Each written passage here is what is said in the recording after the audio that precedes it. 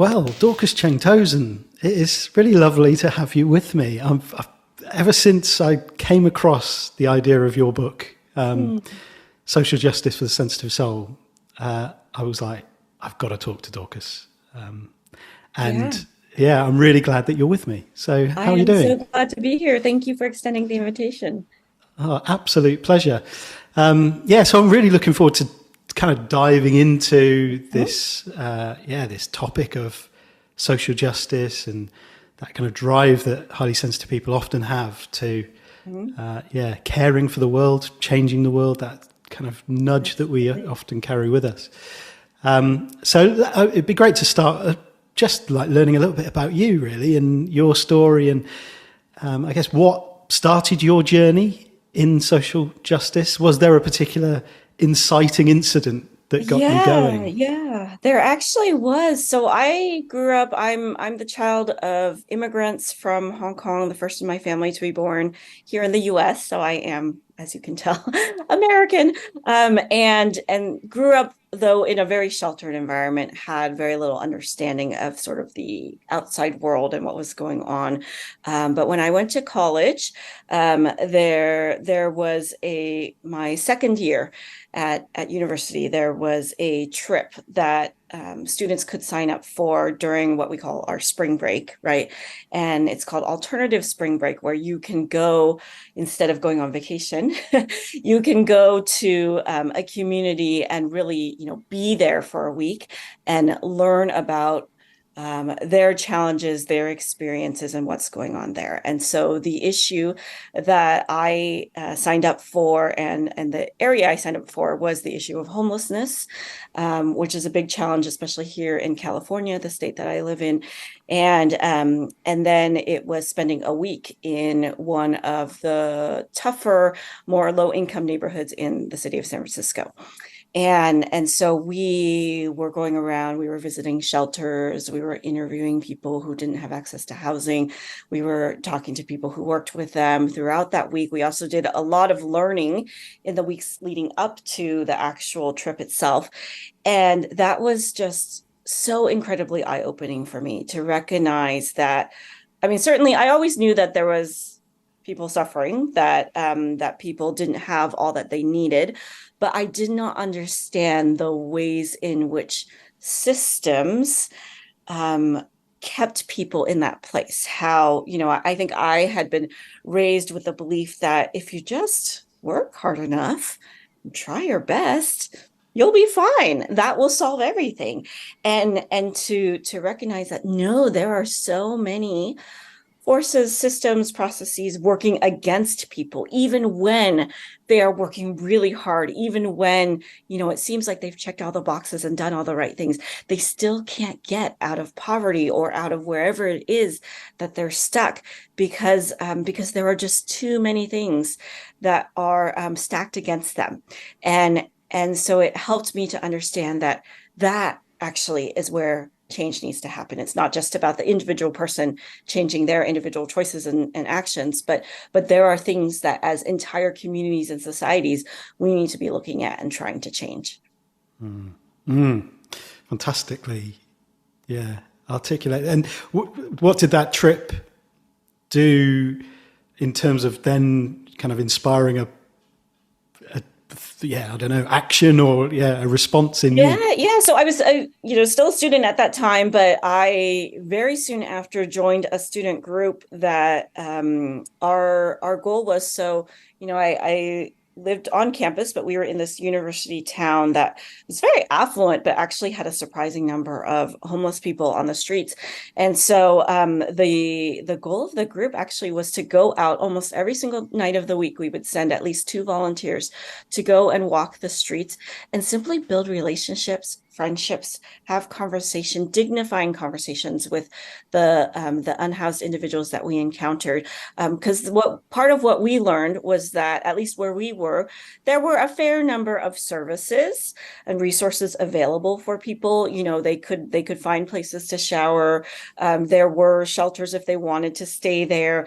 They could get some of their very basic needs met, but a key element that was missing for them was this opportunity to just engage with other in other Mm. people as humans, as equals, as you have a lot to share, I have a lot to share. Let's just have a conversation and learn from one another and be friends. And so that was an incredibly rich experience for me. It was challenging, it was really stretching. Mm. And I went out every week, sometimes a few times a week. I ended up leading that group, so I'd fill in every time there was a volunteer who couldn't make it. But it really grew my capacity, I think, to empathize with others who are very different from me, and to learn more about their life experience and to become even more motivated to be involved. And so that was one thing that I did. There were a few other student groups that I was involved in. I did try to participate in some sit-ins and protests, as many university students do, and it was always extremely uncomfortable, but I tried it, I did it. And then after university, just went straight into the nonprofit NGO sector, and have been there pretty much ever since, with a few turns here and there. But that connection to wanting to advocate for justice has been part of my entire adult career. Yeah. So that was a proper kind of pivot point, or point Absolutely. that pointed Yes. you in a certain direction. Yeah. Yes. Yeah. Yeah. So, I mean, it'd be good to, I guess, define some terms really as well as we Yeah, begin. sure. So the term social justice itself, I think it's something we hear a lot. But I Yes. wonder how you define that, and other different ways of thinking about that term. Yeah. So the definition that I like to use, that I borrow from, I believe it's the Dictionary of the Environment. I may not be getting that name exactly right, but they describe it as social justice is the objective of moving towards societies where every individual has rights, has access, has opportunity, that there is equality and fairness in opportunity and decision making, and that everybody is able to live with dignity and have health and safety in their everyday lives. That's nice. Yeah. That's, you can't argue with that. Yeah. Really. Although I think some people try, Yeah. but yeah, it's pretty hard to argue against. It is, isn't it? Yeah, yeah. And yeah, when it comes to the kind of highly sensitive piece, obviously that's something that you've been on a journey with, become like working out, okay, you're a highly sensitive person. What does that mean to you, and what impact does that have on your relationship with the work that you do? Yeah, it has made my work exceedingly complicated in many regards. So I credit my sensitivity with pulling me towards the work of justice.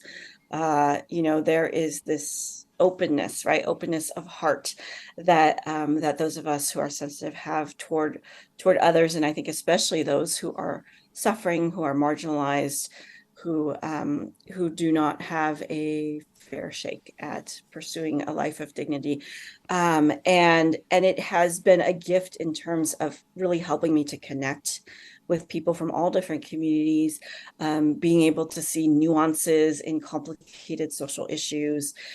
But there has been this perpetual push and pull that I have experienced in my work, in that my sensitivity draws me in, and then it pushes me away, because it very easily becomes overwhelming. The high intensity, high emotion, high stakes, those are incredibly heavy burdens to bear. And I think that those of us who are sensitive feel that on a very deep level, and we feel it keenly every day.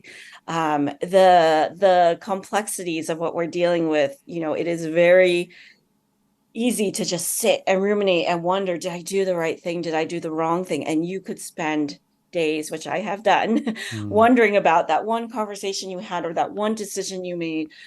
Is that really what's best for people? Or if something doesn't turn out the way you hoped it would, you know, and people don't respond well, or something goes poorly, it is really, really easy to question yourself, to take that to heart, and to carry that disappointment and that failure with you, it's really hard to let it go. And so with all of those pressures, I have burned out multiple times. I, for a long time, was on a cycle of pretty much every 2 years. I would burn out. I would have to leave a position. I would think that it was the position because I didn't fully understand myself and my response to what was going on around me. And then I'd move on to something else, thinking that that would fix it for me. And it didn't. And some of those burnouts have been significantly worse than others. I've had a couple of experiences where I my body and mind and spirit were so exhausted that I became literally incapacitated. I could not do anything except sleep and cry and eat. So in both of those cases, I had to stop working. I stopped interacting with people. I just stayed home, and fell into a very, very deep, dark depression. Second time around, had a very significant dose of anxiety to go along with that, which, just makes it all the more interesting. But those were incredibly difficult experiences for me. It pulled me away from the work that I loved, but it also made me question how could this be? How could the vocation that I feel so strongly is mine to follow? I'm so certain of it, and yet it is causing so much harm to my own well-being. And that's been a tension that I've really been negotiating and navigating for, a good 10, 15 years, which is where this book came out of.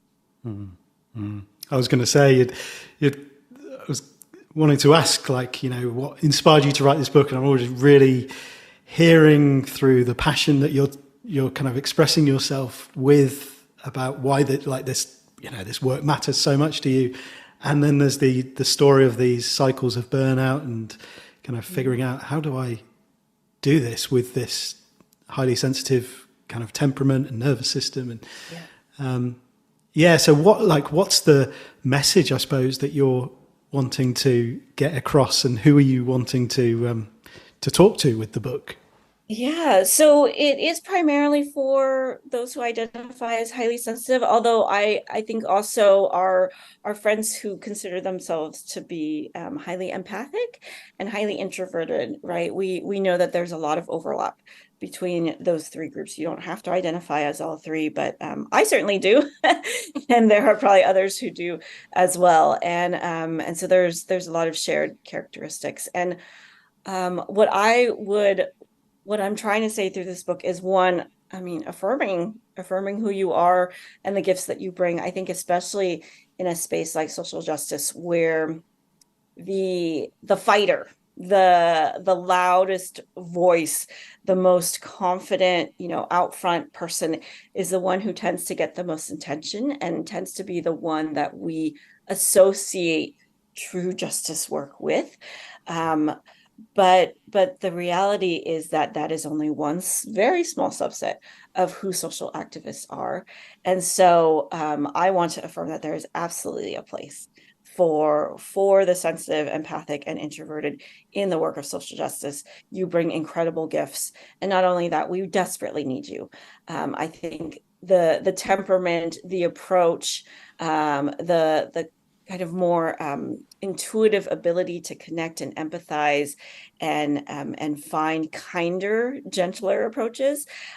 We need that as a counterbalance to all of the anger and the conflict and the division that we're seeing today. And so we need you for that reason, but we also need you because the world has a lot going on right now, and the challenges that we are dealing with as societies, as countries, as a planet are so significant and so complicated that it's sort of all hands on deck, right? And we need your creative approaches, we need your different perspective, and we need people pushing levers in all different industries, communities, in creative strategies, because I think that's how change happens. That a complicated social problem is not going to be solved by just people marching and protesting. It will be solved by a large group of people doing many, many different things and trying as many things as they can to see if they can push the needle on change. Yeah. I'm so glad you've said that, because I think so many people that I've spoken to, like, I feel this, I need to do something. I feel like I have to sort of express the pain that's going on in me as I look at the world out there. But there's also this real conflict where you look at the way that activism appears to, this is the model of activism that you see in front of you. And there is a lot of just people shouting past each other, and this growing sense of like hostility that is never really resolving itself. And so I think to really galvanize the strengths of highly sensitive people, and, hearing you talk about that experience, kind of just going out and talking to people and speaking, seeing people as people, that compassionate side is such a simple but profound part of that bigger picture. Yes, simple but not easy, right? Not As you easy, can see, absolutely. so many people who are not quite able to do that right now.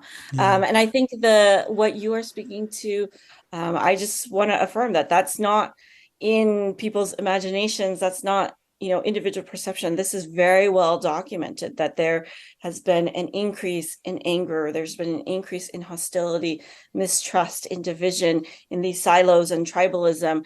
You see it very, very clearly on social media. I think, certainly we probably see it in our own communities as well. And so it's real.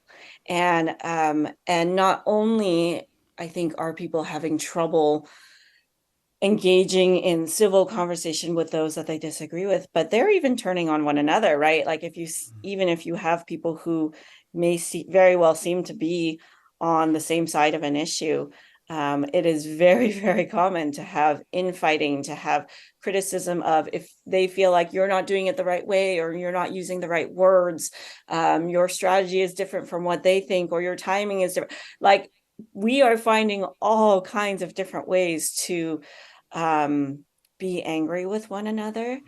And all of that energy, I feel like, could be channeled in much healthier and more productive ways. But instead, we are using it to just break one another down. And we're not going to be able to move forward as communities and societies if we continue to do that. Yeah, so well put. And again, it's the thing that I keep hearing from people is just as you just alluded to, almost the kind of internal policing of certain things, like, what words are we using, like how are we approaching this, and people just feel like I'm scared to do anything because I'm going to get it wrong. And it feels like there are consequences to getting it wrong, and I just don't want to put myself in that position. Absolutely. Yeah, that's very fair. I completely relate to that. Yeah, it's strange, isn't it? To kind of bring it to I'm really interested to hear your thoughts on the kind of the sensitivity as a biological trait, and why there might be a draw towards justice and fairness and those kinds of things from a survival perspective, as a part of our survival strategy, because talk about that, the difference between sensitiveness and non-sensitiveness, having kind of different ways of approaching survival as a species. So I wonder have you got any thoughts around that? Yes, certainly. So I have a good friend and colleague who is also highly sensitive and engaged in justice work, and she put it really well. She said that highly sensitive people have the gift of noticing, right? And so because of our our ability to attune to everything that's going on around us, we really notice, we see, we feel in our gut when something isn't right? When somebody's not being heard, when someone's being left out, when someone's being pushed away or marginalized, or not getting their fair opportunity, not getting a fair share of the resources within a community. So I think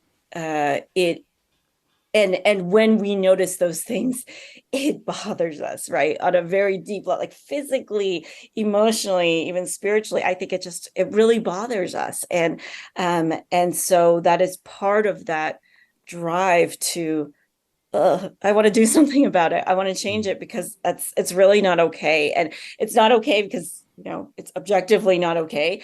And to some extent, it is also not okay because of how it's making me feel. Right. And this is a heavy burden that I, do not want to have to bear. I shouldn't have to bear. And let me see what I can do. Let me see if there are people that I can mobilize to be a part of this, to see if we can make things a little bit more fair and equal for everyone around us. That's a really, so there's different, like, yeah, the feeling, I need to kind of do something with this feeling that I'm experiencing when I see this. And I guess the kind of underlying need for belonging as a social species as well is like, that seems to strike me as a part of this puzzle too, where actually we're looking out for these people who are being unfairly treated, or there's injustice going on here, because we need people to be together. Like, that's how we survive, Yes. And I guess the more that you see, because to me it's certainly as inequality grows and you see people sort of, I guess, siloing and tribalizing and putting themselves behind gates and those sorts of things, it's like something's gone fundamentally wrong there. And we're not doing this together anymore. And that feels, I guess I feel that in my body, like that's something that really absolutely kind of hits my sensitivity. And sensitive people were so relationally oriented, right? And I think that's one of the greatest gifts that we contribute to our communities, is a sense of prioritizing people, prioritizing relationships. And if something is off in that, then we're going to be some of the first people to realize that, and to call for a different approach.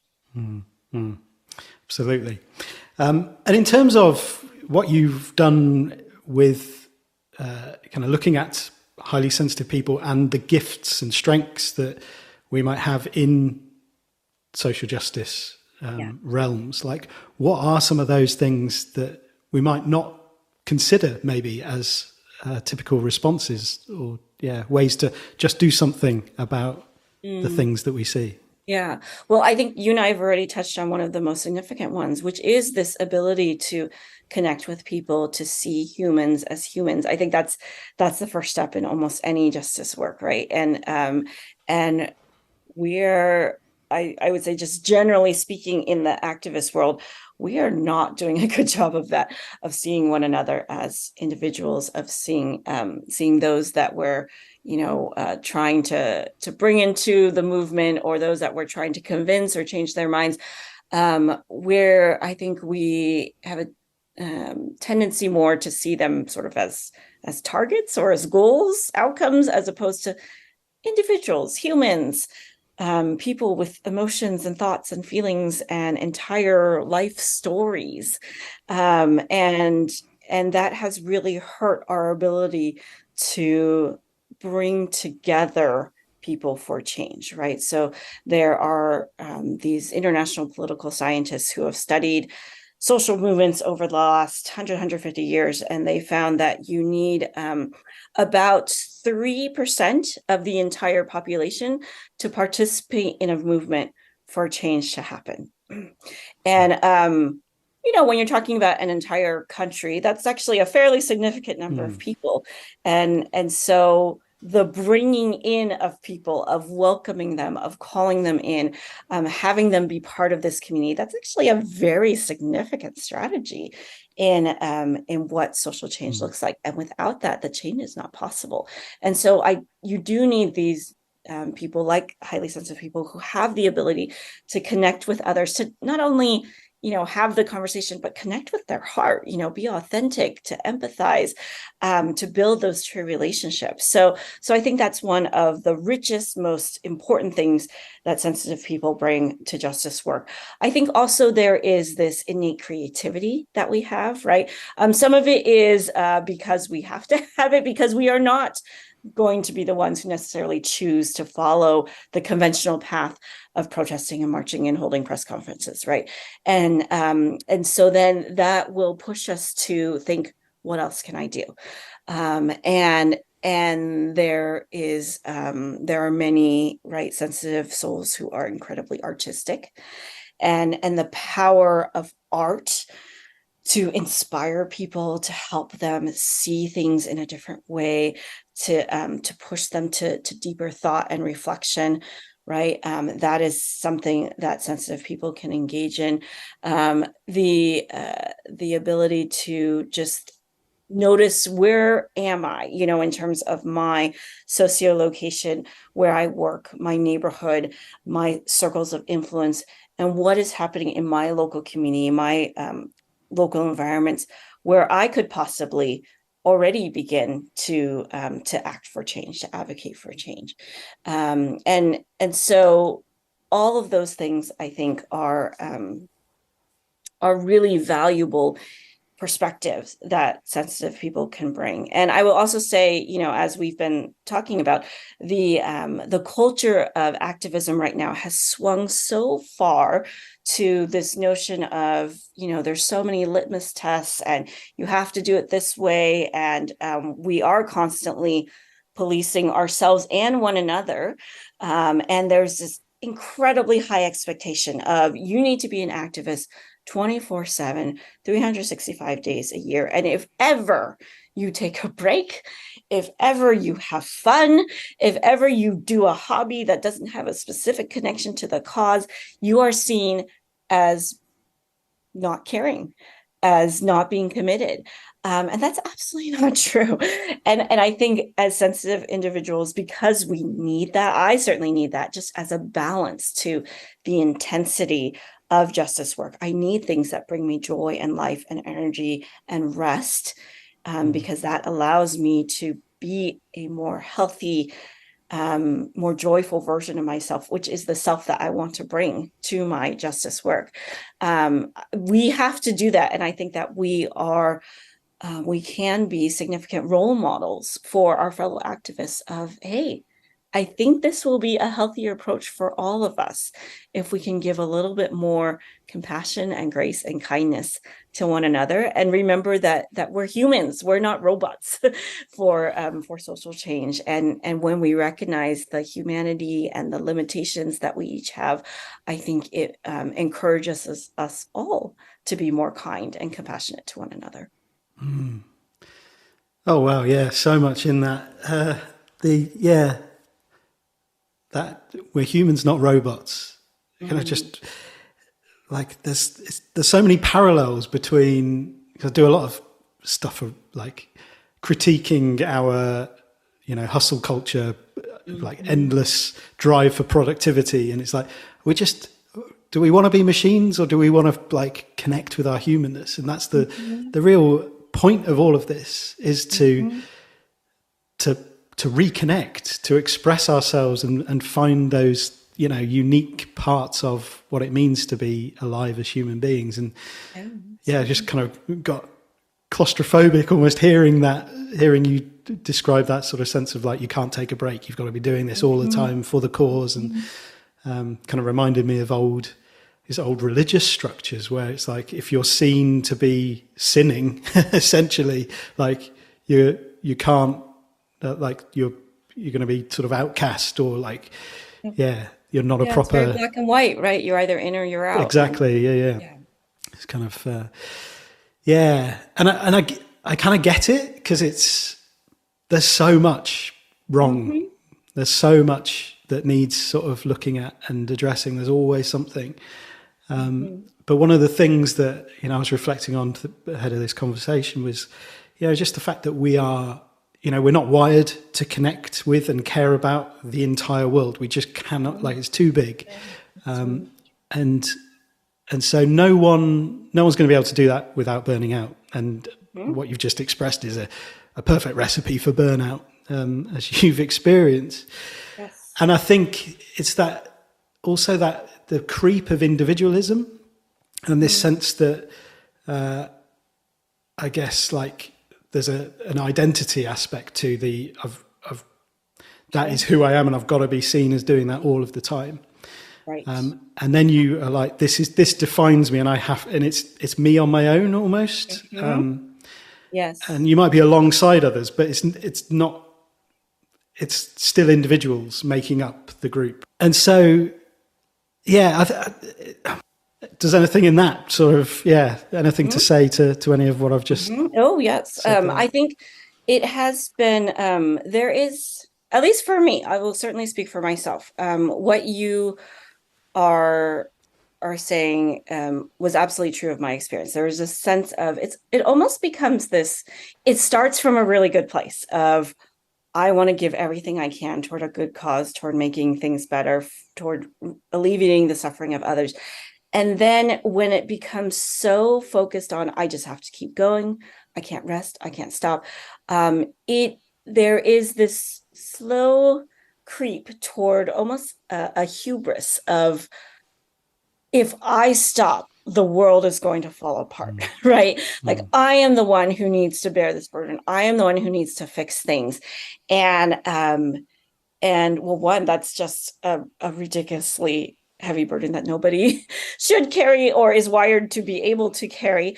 And secondly, it's an incredibly unhealthy perspective to think that you are all alone in this, that you are some sort of superhero, which none of us are, right? And so I, through a very hard path, which I hope not everyone will have to take, have come to recognize that I need to have a little bit more faith in the rest of humanity, to know that I am not in this alone.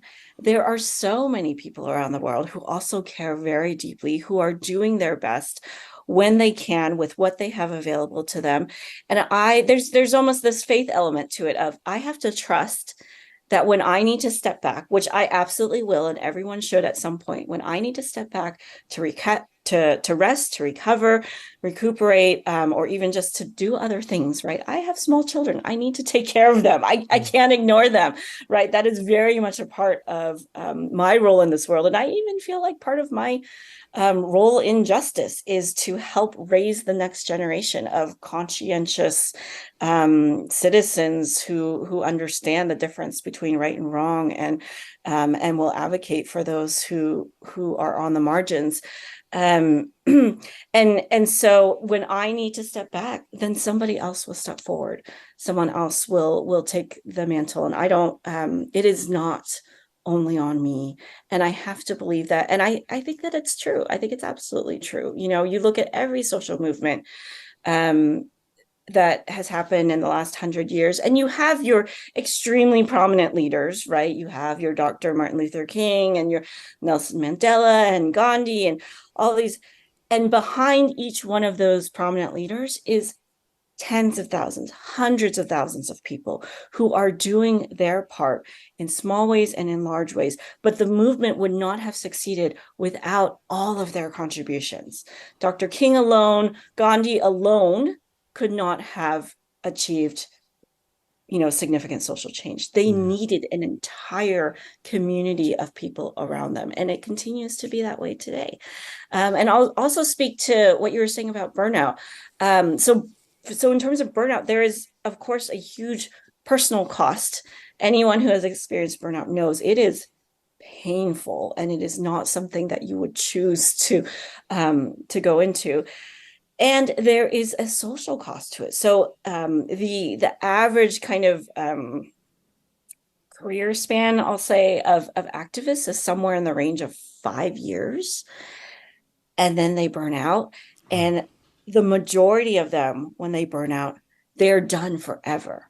They leave the sector, they go and do something else because they do not know how to exist in this space in a healthy way. No one has ever modeled it for them. No one's given them permission to try to do that.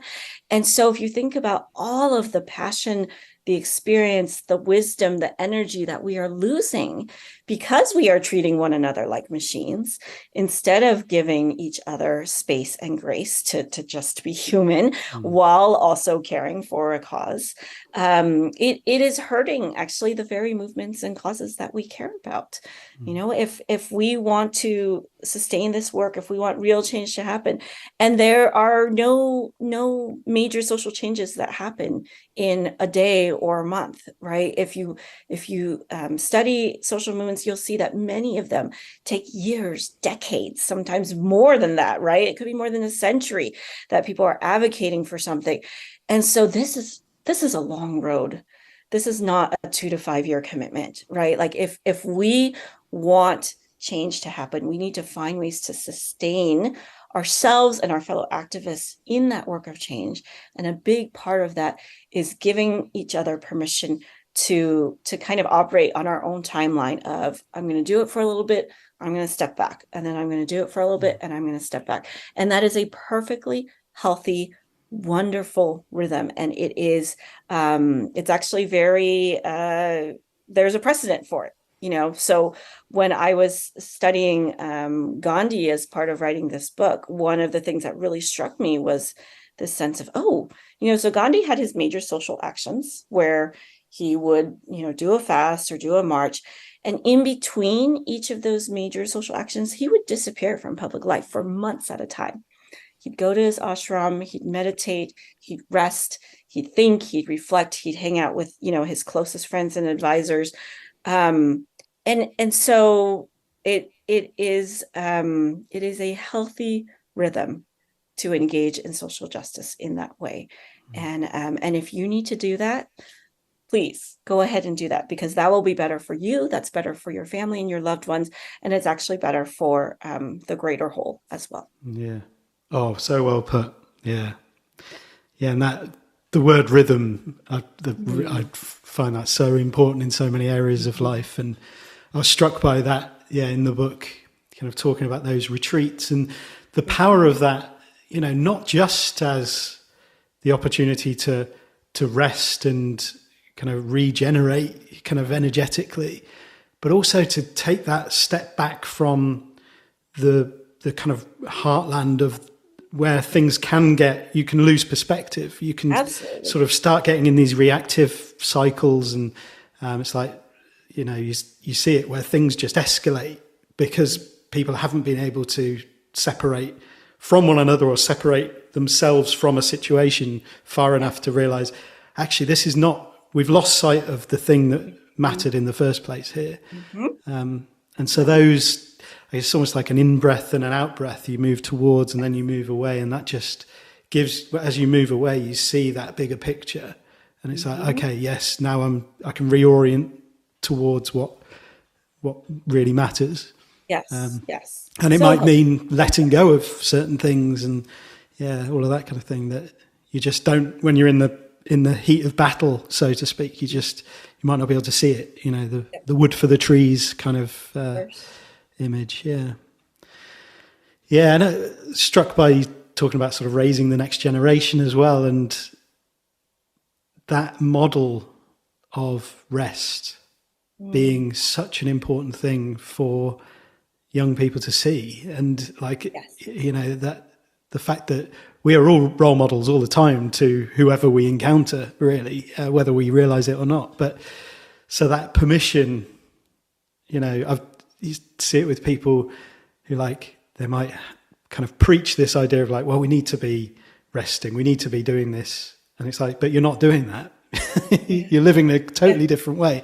And actually your actions, as the old cliche says, your actions speak louder than words when it comes to imparting that message to the next generation of like, well, they say that rest is important, but it's clearly not. Like, my self-worth will be kind of measured on the fact that I've just got to keep going. I've got to burn myself out, essentially. And as you say that, 5 years, like when you think, you know, there is always going to be calls for actions and responses and, you know, things that are, okay, this is not working.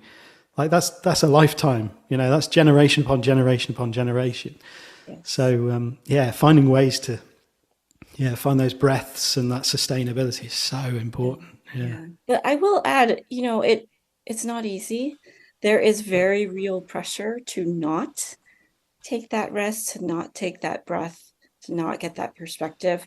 And I'll say for me, it has become easier as I've gotten older. The it's really interesting these studies that I was looking at about sensitivity and how when we're younger, there are certain things we're more sensitive to and certain things we're less sensitive to, and then as we get older it changes.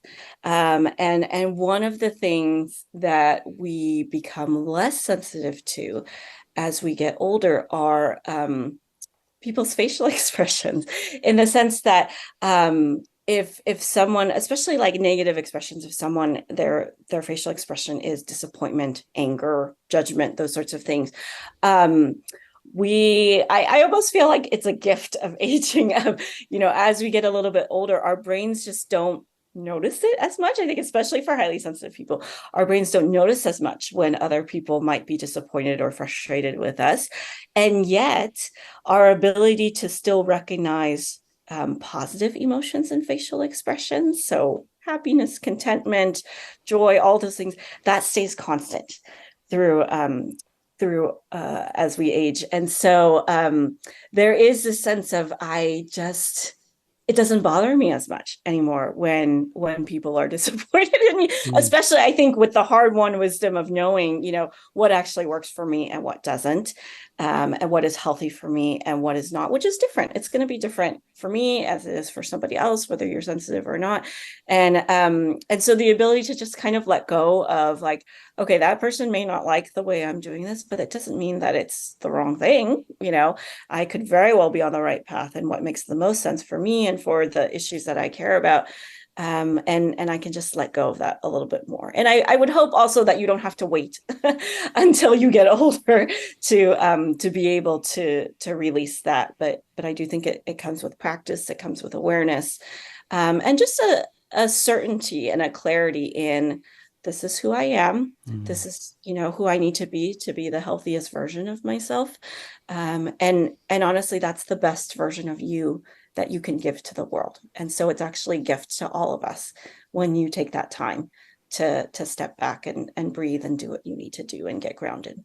Yeah, absolutely. That's really interesting. I suppose it comes the with that experience, with the practice of figuring out, what works best for us through those situations. And I guess each burnout experience that you've had, have you gone from each one with some practical kind of, I don't know, wisdom or awareness of, like, okay, I'll do that differently next time? Yes and no. So I will say for the smaller burnouts, which were, it was more, I had these physical symptoms of, some insomnia and, rapid heartbeat, rapid breathing. And also I was younger at the time, so I just ignored those. And like I said, I would just quit my job, immediately start a new job, thinking that it was the job that was the issue. But the two extremely serious burnouts that I had, I think because I didn't pay attention to those other symptoms, then it was almost like my body had to force me to pay attention. So it's like, all right, I gave you all these signs, you didn't notice, you didn't care. Now I'm just going to shut the whole operation down and force you to pay attention. I would not recommend this for anyone, by the way. So if you find that your body is giving you signs of, I am tired, I am overworked, I am overstressed, please pay attention to that, because it will come to a day. If you do not, you will reach a day when your body shuts down, which is what happened to me. And it's an awful, awful experience. It's terrifying, it's disorienting, it's painful. And so during those times, I was unable to do anything but rest and think. And so I got myself into therapy. I journaled. Actually, in the bookshelf behind me, I have books and books of their journals just filled with my thoughts and reflections and questions from those periods in my life. And I will say most of it does not make a lot of sense because I am just so it just was such a low point in my life, and it felt like everything was falling apart, right? That identity you spoke to, of like, I had identified so strongly with, this is who I am, this is what I'm called to do, and without that I felt like I wasn't anybody, and that was a very scary place to be. And so there was this like deep excavation within my soul that I needed to do to understand what is going on and why, what are the choices that I've made, what are the even the circumstances around me, the particular environments I'm in, or the jobs that I've done that have led to this. And so those were very intensive times of reflection and growth, but they were extraordinarily painful. And a good 6 to 12 to sometimes 18 months to get myself out of that hole. And so now I'll say, well, for one thing, I am older and more experienced, but again, because I have young children, I have other responsibilities in my life. It is not an option for me to work to the point of my body shutting down. I need to be available for my kids. And so it has forced me to pay much closer attention to what is going on in my mind and my body. And as soon as those signs start to appear, then now I know, okay, this is like a warning flag telling me something's not working, something needs to change. And so I've gotten a lot better at noticing that, but there is a bit of a learning curve to it all, and I hope that most people will learn faster than me. Yeah, I don't think people do we? I think It's hard. It's hard. We resist it. We don't want to learn it. absolutely. Yeah, just hearing you talk about when you feel those signs in your body, it's like, it will burn out eventually. It's like so difficult to listen to those things, or to actually take them, to do something with them. Like, you might hear them and it's like, maybe I'll deal with that another day. Like, for now we're on full throttle. Yeah. And so if you were to take yourself back to, earlier life, pre-kids, and you kind of know what you know now, but you're there, what would you do when you kind of experience those early signs? What would be some of the practical ways that you would look after yourself? Yeah. Well, in my younger years, I was a classic overachiever and people pleaser. So I could never say no to anything. Anytime anyone asked me to do an extra thing, whether officially part of my responsibilities or not, I would always say yes. I There was this sense of, the more I work, the nobler I am, right? The more virtuous I am. And so I gladly took on all those extra responsibilities. And so that is, I think, one of the very first things I would do if I could go back and advise my younger self, is to, like, please say no. It is a healthy thing to say no. People are actually, for the most part, not as disappointed in you as you think they might be, right? Most people can handle being told no. And so there is not a need to prove your worth by how hard you work or how long you work. And to really treasure the time off, to protect and value those evenings that you're able to be at home, or those weekends that you don't have events going on. And not only to just, park yourself in front of a screen and, let your mind zone out, but really to use that space for something that feeds you. So, for me, it's very much about connecting one-on-one with the people I love, right? Or being out in nature, going on walks, just appreciating the beauty of what's around me. I love art and culture, so going to museums, going to concerts, and recognizing that that's not selfish, that's not taking away from the important work that I feel called to do, it is actually additive, that it strengthens me, it grounds me, it gives me that healthier perspective on what is it that we're even fighting for. What is the point of all this, right? And to me, when I find myself surrounded by natural beauty or amazing art, it reminds me of, oh, this is the kind of beauty and peace that I want everyone in the world to be able to experience, right? And so it gives me this new sense of it's energizing in a way that, so many activists nowadays rely on anger as their primary fuel. And that's really unhealthy in many ways. I mean, anger can be positive and healthy in that it moves us toward action. It is absolutely justified in many cases, and yet it is not what will sustain us. And anger, it can turn into this wildfire, right? It's very hard to control, and we may end up burning and hurting so many people around us that we did not intend to hurt.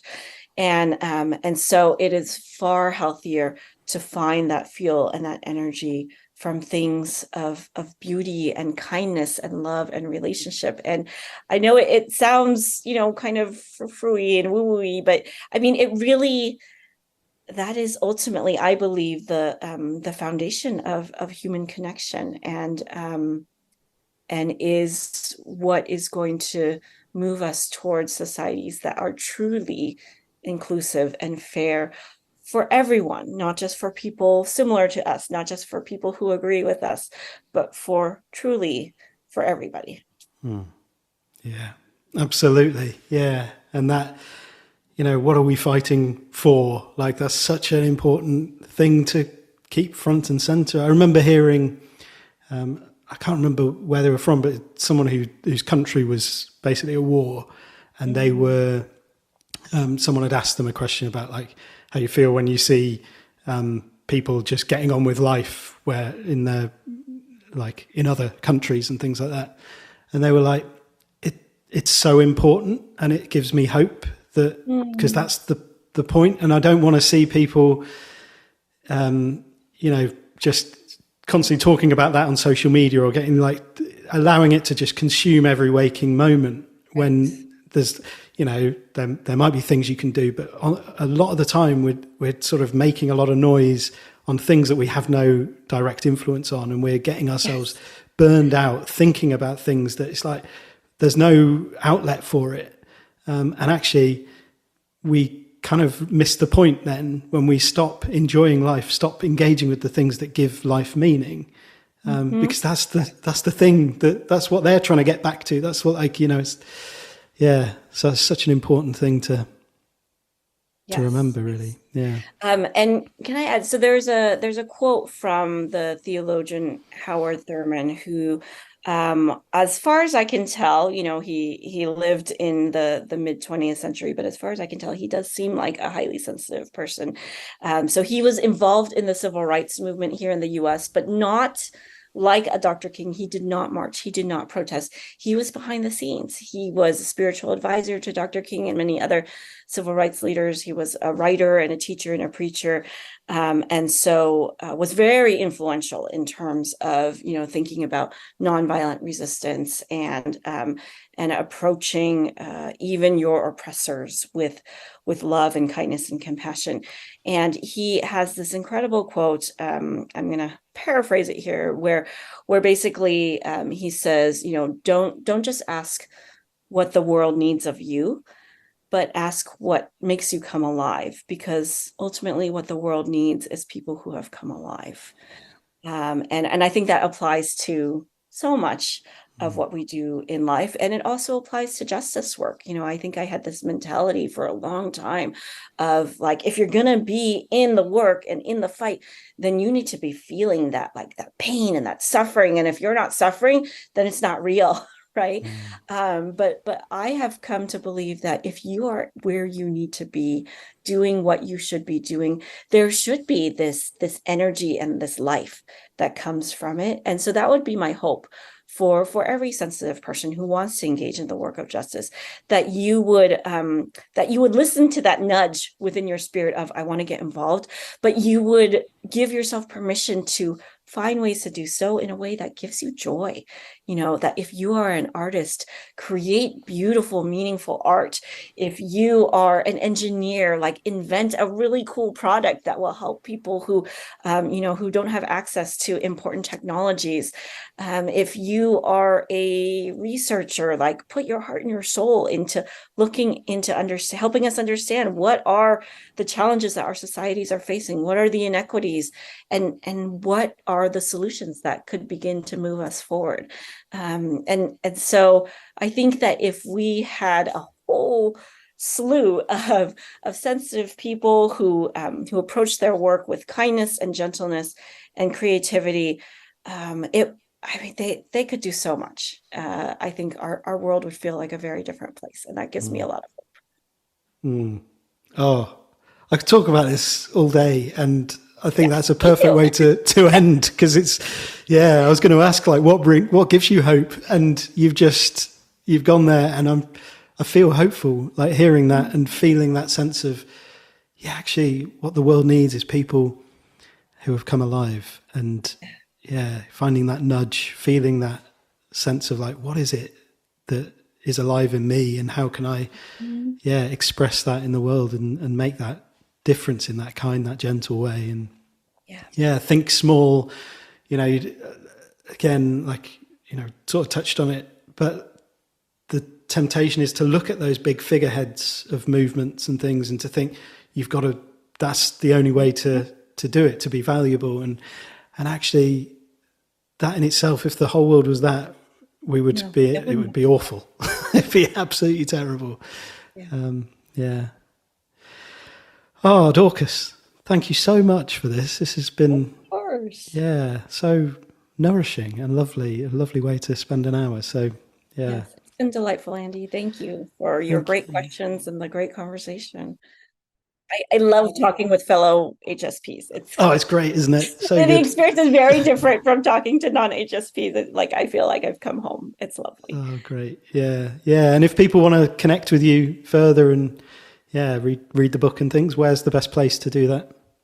Yes. So the book is, I want to say it's available wherever books are sold, but I can't promise depending on what country you're in. For sure, it is easily available online. Your favorite bookseller online should have it. It is available as a hard copy, but also an ebook and an audiobook if that is your preference.